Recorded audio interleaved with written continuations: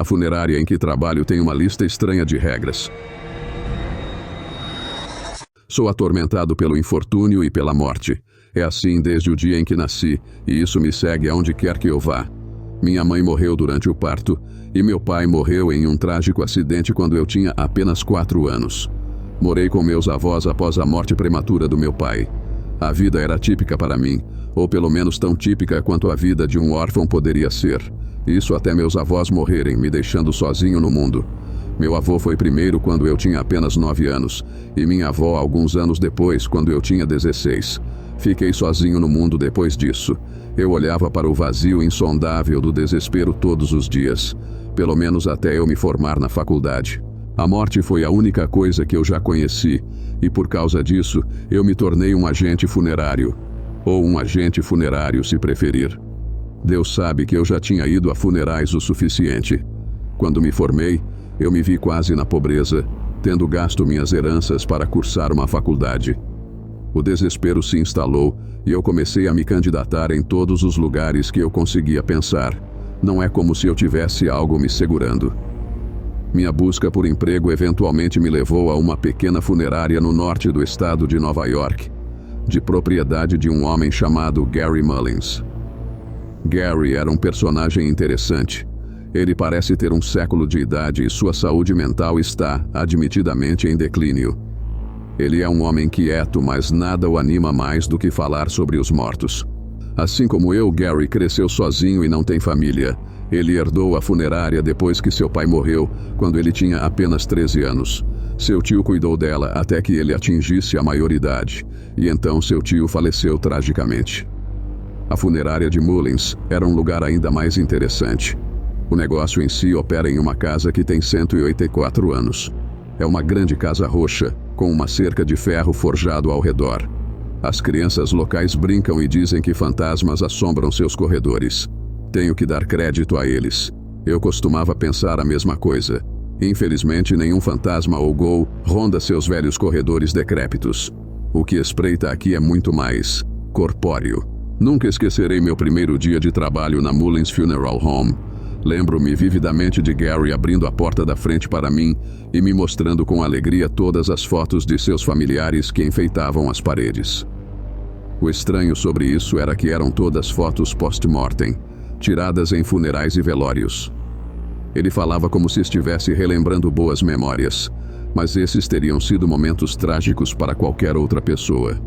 Rapidamente percebi que Gary era um pouco estranho. Ele me fez uma oferta que eu não podia recusar, no entanto.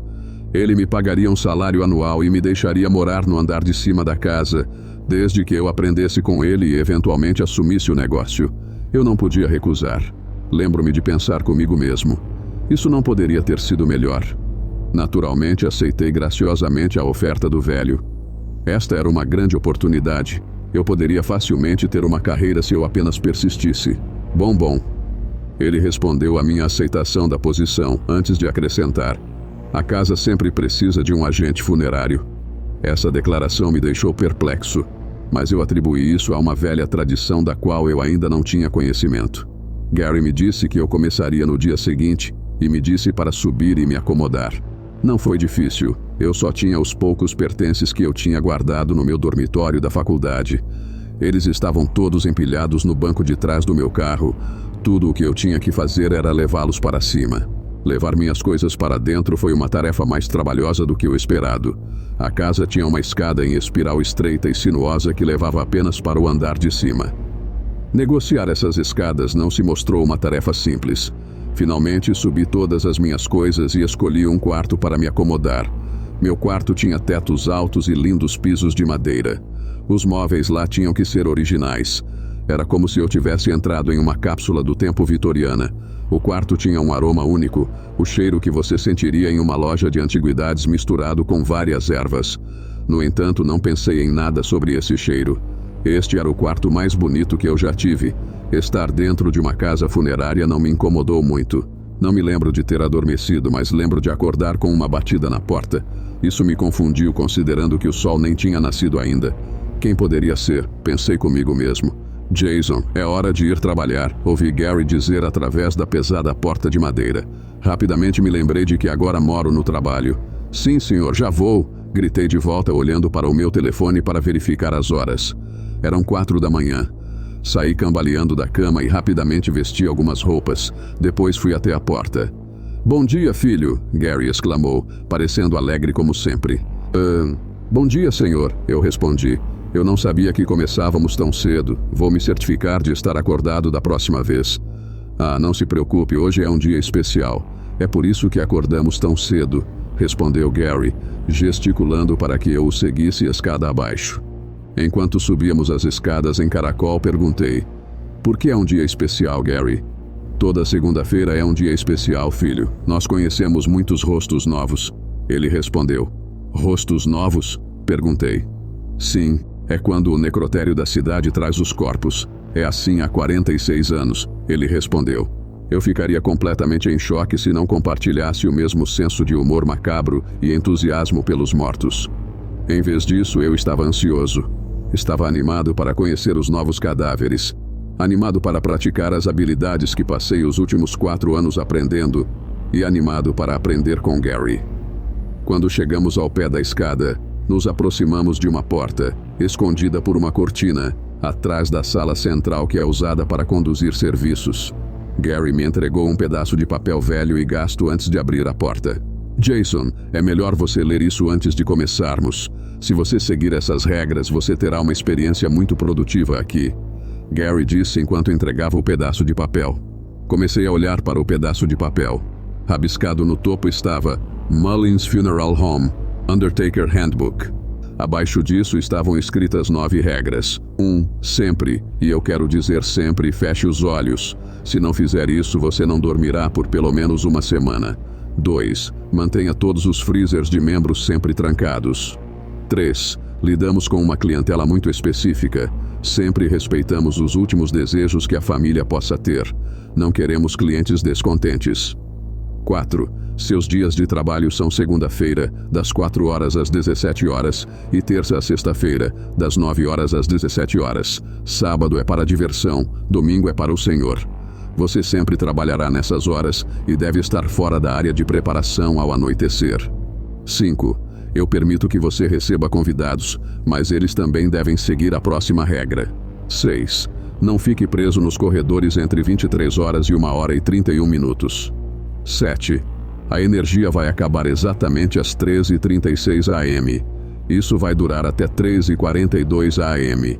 Não procure a causa da queda de energia, você preferiria não saber. 8. Se você ouvir choro, nunca, sob nenhuma circunstância, procure a fonte, não importa quão perto pareça. Se você olhar, você morrerá de uma morte horrível. 9. Caso alguém bata na porta antes ou depois do horário comercial, não atenda. Gary, o que isso significa? Perguntei completamente confuso. Só garanta que você cumpra com elas. Se você fizer isso, tudo ficará bem. Ele respondeu.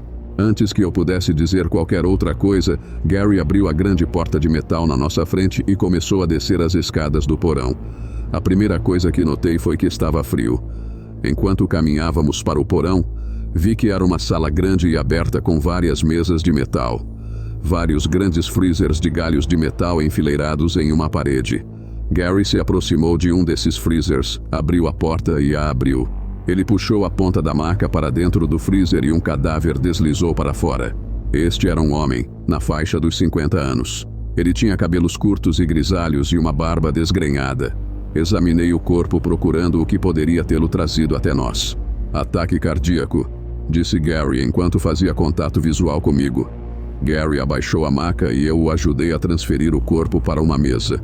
O corpo em si era pesado, apenas peso morto. Finalmente o colocamos em uma mesa e antes que pudéssemos ir mais longe, Gary fechou os olhos do homem. Regra 1, pensei comigo mesmo. Passamos a próxima hora drenando o sangue e finalmente substituindo-o pelo fluido de embalsamamento, pois este seria um funeral de caixão aberto. Depois disso, preparamos diligentemente o corpo com maquiagem e o vestimos com as roupas que ele usaria para sempre. O nome dele é Tony, Gary disse do nada. Quando é o culto dele? Perguntei. Ora, é hoje, ele respondeu. Isso me pegou de surpresa. Eu não esperava executar um serviço tão cedo. O olhar de confusão deve ter aparecido porque Gary disse: Bem, Eles não morrem na nossa programação enquanto soltava uma risada. Algum tempo se passou, mas finalmente terminamos de preparar o corpo. Nós o levamos para cima no pequeno elevador que usamos para cadáveres. Em seguida, veio posicionar o caixão na sala de serviço e colocá-lo nele. Depois que terminamos essa tarefa, tivemos que preparar a casa com artefatos que a família havia deixado para serem exibidos durante o serviço. Fiz uma descoberta perturbadora quando estava pendurando fotos do nosso cliente e sua família. As fotos que eles nos forneceram eram todas fotos de Tony cometendo crimes horríveis, incluindo mutilar várias mulheres. Isso me repulsou. Que tipo de monstro era esse homem? Gary, gritei olhando ao redor em busca do meu chefe freneticamente. O que foi, filho? Ele disse com preocupação nos olhos enquanto abria uma esquina correndo em minha direção. Esse é o problema. Que tipo de piada doentia é essa? Eu exigi saber. Regra 3, Jason. Ele me lembrou. Abalado, lembrei-me da regra 3. Devo sempre aderir aos desejos do cliente. Não tinha como saber se essas fotos depravadas eram reais. Continuei a pendurar as fotos e quando a família finalmente chegou, eu esperava repulsa. Mas isso os encantou. Eles falavam abertamente sobre como Tony amava matar mulheres jovens e como o mundo não seria o mesmo sem ele. Eu queria desesperadamente chamar a polícia naquele momento. Eu estava em uma sala cheia de lunáticos. De repente senti uma mão agarrar meu ombro. Você fez bem, Jason, Gary disse atrás de mim. Eu sei que pode ser difícil, mas somos apenas agentes funerários, não fazemos perguntas. Esse cara era um assassino, Gary, respondi bruscamente em um tom abafado. Era meu querido Jason, era. Ele respondeu calmamente. Por fim, transportamos o cadáver para o cemitério e o baixamos para o chão. Não posso dizer que não fiquei feliz em ver aquele canalha ir para o subsolo. Ele era um psicopata doente e pervertido. O mundo estaria melhor sem ele. Por fim, voltamos para a funerária. Quando descemos para ter certeza de que tudo estava trancado, descobrimos que havia um freezer de membros pendurado e aberto. Fui até ele para fechá-lo novamente, mas quando o fiz, olhei para baixo e vi que era o corpo de uma garotinha. Meu coração doeu por ela e sua família quando a vi. Ela não podia ter mais de 8 anos. Notei que os olhos dela estavam cinzentos e frios.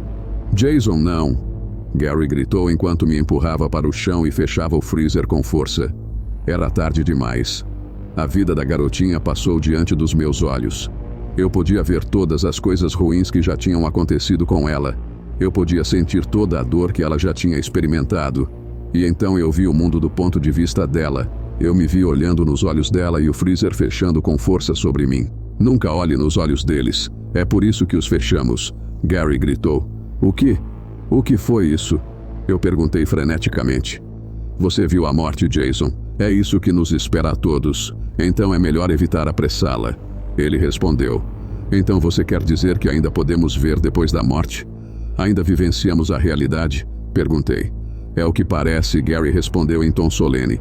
Perdemos a noção do tempo e nenhum de nós percebeu que já eram quase 6 da tarde. Estava ficando escuro lá fora. O velho rapidamente me levou escada acima e trancou a enorme porta de ferro. Vá para o seu quarto e tranque a porta, agora. Gary gritou para mim. Eu nem perguntei o porquê. Subi as escadas correndo para o meu quarto e tranquei a porta atrás de mim.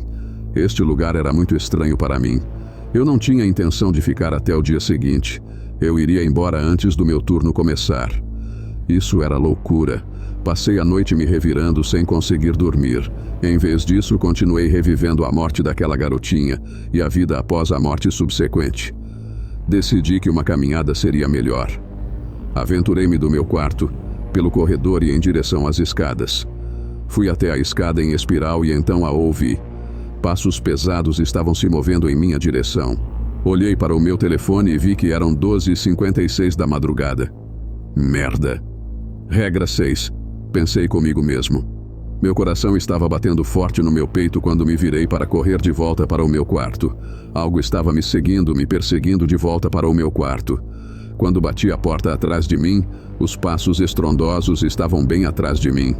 O misterioso invasor do corredor continuou a andar do lado de fora da minha porta enquanto eu me encolhia no canto por horas. Fiquei alojado no canto do meu quarto muito depois que os passos desapareceram descendo as escadas. Eventualmente, tantas horas se passaram que as luzes se apagaram. Lembrei-me dessa vez. Regra 7. Fique onde está. Entendi. Pensei comigo mesmo. Continuei encolhida no canto do meu quarto. Custe o que custar, eu não sairia do canto, ou assim eu pensava. Nem 2 minutos depois que as luzes se apagaram, ouvi soluços baixos do outro lado da minha cama. Havia alguém, ou algo no meu quarto comigo. Eu lentamente rastejei do meu canto e naveguei ao redor da borda da cama. Esticando a cabeça para o canto da cama, forcei os olhos para ver o contorno de uma garotinha. Ela estava usando um vestido de aparência velha, esfarrapado e sujo. Ela enterrou o rosto nas mãos enquanto chorava profusamente. Antes que eu pudesse desviar o olhar, ela levantou a cabeça para olhar diretamente para mim. As órbitas dos seus olhos eram cavernas sangrentas onde antes havia olhos, mas ela ainda olhava diretamente através de mim. Sua boca se abriu amplamente, revelando apenas gengivas sangrentas e mutiladas enquanto ela soltava um grito assustador. De repente, a garotinha espancada rastejou em minha direção enquanto continuava a gritar. Quando ela estava a um braço de distância de mim, uma mão humana coberta de sangue saiu de sua boca e se fixou em minha garganta. Tentei afastar a mão, mas seu aperto era como um torno. Eu podia sentir o ar sendo espremido de meus pulmões enquanto olhava para seu rosto oco. Lembrando da regra 8, percebi que iria morrer. Ela continuou a gritar enquanto eu ofegava por ar. O mundo estava ficando escuro ao meu redor quando um flash de luz atacou meus olhos. Em um instante eu puxei ar para meus pulmões. Ela havia desaparecido. As luzes haviam voltado. Felizmente sobrevivi ao encontro horrível e imediatamente comecei a arrumar minhas coisas. Eu não passaria mais 1 hora naquela casa. Desci as escadas com minhas coisas e fui em direção à porta da frente. Mas antes que eu pudesse abrir a porta, uma voz me chamou. "Vai embora tão cedo?" A voz de Gary gritou atrás de mim. "Sim, estou indo embora, seu louco. Que diabos é esse lugar?" Perguntei a ele em um tom áspero. "Jason, acalme-se por um momento e me escute. É tudo o que peço." Gary implorou. "Ouviu você? Acabei de ser atacado por uma criança do inferno." Respondi. "Você olhou? E ainda está vivo. Interessante." Gary disse, suas sobrancelhas erguidas enquanto falava. "O que você quer dizer com eu olhei?" Perguntei, agora lívido. "Mary Baker. Ela saiu do freezer de membros há cerca de 38 anos. É por isso que os mantemos trancados." Ele respondeu como se eu devesse saber disso. "Ah, sim. O cadáver simplesmente acordou e saiu. Isso faz todo o sentido." Eu lati sarcasticamente. "Não precisa ser duro, Jason. Obviamente ela é difícil de lidar. Não é como se eu pudesse simplesmente pegá-la. Evitá-la é mais fácil." Ele respondeu antes de acrescentar. "Jason, este lugar é especial. Está na família há gerações. Minha avó o construiu quando o marido dela morreu. E daí? Até agora fizemos um culto para um assassino em série. Fui perseguido pelo corredor por algo e atacado por um cadáver maligno." Eu gritei para ele. "Bem, minha avó não conseguia deixar o marido e quando ele morreu, ela começou a praticar bruxaria. Os moradores locais disseram que ela fez um acordo com o diabo para mantê-lo por perto para sempre. Acho que você pode dizer que um pouco dessa magia passou para a casa. Espera, então o homem que me perseguiu escada acima também era um fantasma?" Perguntei, ainda bravo, mas exausto agora. "Não, garoto, nós não lidamos com fantasmas. Nós lidamos com cadáveres. O tio Bartholomew é um ser muito físico e um verdadeiro doozy nisso. Ele era o menos favorito da avó." Ele calmamente respondeu antes de acrescentar. "E é por isso que é imperativo que você siga as regras que eu lhe dei." Nesse momento, uma batida na porta da frente interrompeu nossa conversa. Gary e eu nos olhamos e, em uníssono, dissemos: "Regra 9. Ficamos ali congelados por 1 minuto, apenas olhando um para o outro. "Gary, quem é esse?" Perguntei num sussurro baixo e exasperado. Às vezes o diabo gosta de vir para verificar o lugar. Ele gostava muito desta casa quando minha avó estava viva. Gary respondeu em um tom abafado antes de acrescentar: "Por favor, pense no que eu disse. Eu adoraria que você ficasse." Eu acreditei no velho estranho. Eu sabia sem sombra de dúvida que Satanás estava parado na varanda da frente. Eu prontamente voltei para cima e esperei até o amanhecer, ainda sem conseguir dormir. Fiquei por ali até o horário comercial para poder falar com Gary. "Gary, se eu seguir as regras à risca, eu vou ficar vivo?" Eu perguntei claramente. "Tenho 166 anos e ainda estou vivo." Ele respondeu. "Voltar?" Perguntei. "Eu nasci em 14 de junho de 1853, ele disse. "As únicas coisas certas na vida são impostos e morte. Felizmente para mim, só podemos evitar uma delas. Sou recém-formado na faculdade e comecei minha carreira recentemente. Tive a sorte de conseguir o emprego dos meus sonhos logo depois da faculdade, um agente funerário. Desde a formatura aprendi uma lição muito importante. Sempre siga as regras da Mullins Funeral Home. Na faculdade, eles ensinam a maioria das pessoas a evitar pisar nos dedos dos pés. Eles me ensinaram a marcá-los em vez disso. Isso provou ser uma tarefa árdua até agora porque eles nunca me disseram que os dedos ainda podem estar se movendo. As linhas entre a vida e a morte na Mullins Funeral Home se confundem. Tanto que meu chefe é um homem literalmente morto. Isso mesmo, meu mentor, Gary Mullins, tem 167 anos de idade. Depois de um primeiro dia tumultuado, durante o qual quebrei 7 das 9 regras estabelecidas, me acomodei muito bem. Durante as semanas seguintes, segui todas as regras. Não esqueci nenhuma. Mas quebrei minha sequência na segunda-feira passada. Acordei às 3 da manhã, como toda segunda-feira, para conhecer todos os rostos novos e começar a planejar os serviços do dia. Quando chegou às 4 da manhã, eu estava esperando do lado de fora os funcionários do necrotério da cidade chegarem com nossos novos clientes. 1 hora se passou. Eles estavam atrasados. Gary estava lá dentro preparando o porão para o trabalho de hoje. Bem, isso é novo, pensei comigo mesmo. Eles nunca se atrasavam. Esperei por mais meia hora antes que Gary viesse lá fora me procurar. Eles não devem ter tido nenhum corpo para nós esta semana. Isso é estranho, ele disse caminhando ao meu lado antes de acrescentar. Não consigo me lembrar de uma época em que eles não tinham corpos para nós. Bem, estamos quase no limite da capacidade de qualquer forma. Após essa percepção, voltamos para dentro para nos preparar para o culto de hoje. Parecia algo simples. Um homem mais jovem, talvez na casa dos 30, totalmente mutilado por um acidente de carro. O fato de ele não ter olhos para fechar me deu uma estranha sensação de alívio. A última vez que não fechei os olhos de um cliente, não dormi por uma semana. Visões horríveis me assombravam toda vez que eu fechava os olhos. Eu tinha que reviver a morte brutal do cliente toda vez que piscava. Que bagunça, declarou Gary enquanto empilhava o que restava do homem em um caixão. Isso deixaria a maioria dos agentes funerários perplexos. Restos mutilados são tipicamente cremados. Infelizmente, eu tinha me acostumado muito com nossa base de clientes única. Uma exibição de caixão aberto não era nenhuma novidade. Enquanto eu ajudava Gary a despejar o mingau humano no caixão, ouvimos algo estranho. Choro. Eu não ouvia choro há semanas desde que Mary tentou me matar. O choro vinha diretamente debaixo da mesa em que estávamos trabalhando. Fiquei surpreso quando Gary gritou: "Mary, assustadora, calha a boca." Isso me chocou. Eu nunca tinha ouvido Gary levantar a voz, muito menos gritar palavrões. Nesse momento, uma mão surgiu debaixo da mesa, depois outra e depois outra. Quase vomitei. A lembrança do terceiro braço dela saindo da boca já tinha quase desaparecido naquele momento. Com seus 3 braços, ela balançou a mesa e soltou um gemido horrível. Essa foi uma experiência desconhecida para mim. Virei-me para Gary e vi um olhar de medo em seu rosto. Perguntei a ele o que estava acontecendo, e ele me disse que isso é comum quando você fica no porão depois do anoitecer, mas não tão cedo. O sol estava até começando a nascer. Continue trabalhando. Ela não vai sair a menos que você olhe para ela, Gary disse calmamente. Era tudo o que eu precisava ouvir. Continuei colocando vísceras e restos mutilados no caixão. Tínhamos que fazer isso.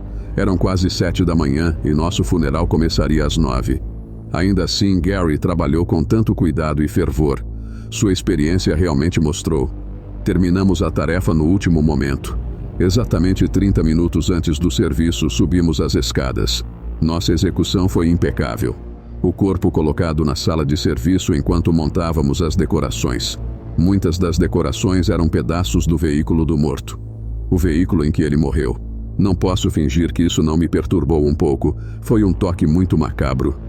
Logo depois que terminamos de montar as decorações, familiares e amigos chegaram aos poucos. Eles nos elogiaram pelo trabalho bem feito, enquanto admiravam o que tínhamos feito com os restos mortais de seus entes queridos. Em um momento, uma mulher se aproximou de mim e disse que a apresentação estava impecável. Fiquei confuso quando ela me deixou um número de telefone. Ela estava tentando conseguir um encontro? Antes que eu pudesse perguntar, Gary me puxou de lado. "Escute, Jason, algo está errado." Todos os freezers de membros estão abertos. Precisamos tirar esse serviço daqui. Ele disse com preocupação permeando sua voz. Eu nem precisei perguntar. Eu sabia que todos os cadáveres tinham escapado e que 4 dos nossos 6 freezers estavam cheios. Minha mente corria a 1 milhão de quilômetros por minuto, enquanto eu pensava no que eles poderiam fazer. Gary decidiu que teríamos que abordar os enlutados e dizer a eles que o serviço teria que terminar.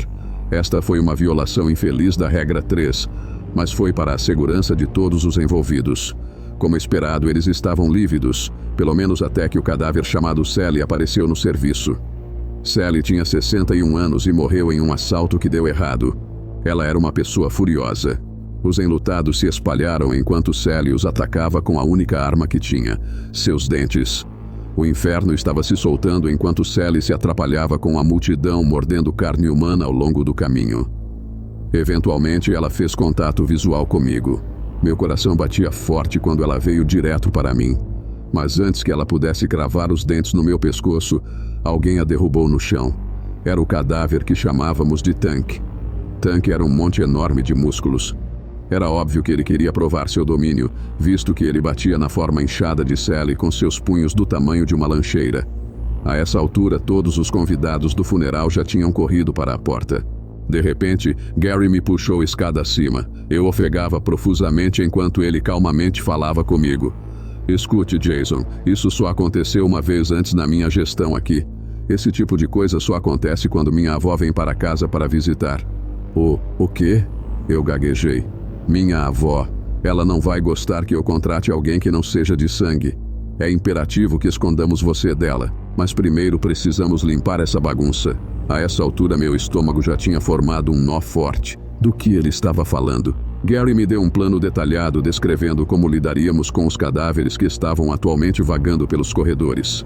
Envolvia separá-los e atraí-los para salas que então trancaríamos. Corri de volta para baixo para lidar com Tank primeiro. A essa altura, ele tinha esmagado Sally até virar uma polpa e estava procurando outro oponente. A cadeira que eu esmaguei sobre suas costas chamou sua atenção. Enquanto ele se arrastava em minha direção, mergulhei atrás do caixão e atrás da cortina e abri a pesada porta do porão. Ele seguiu, rasgando a cortina enquanto descia.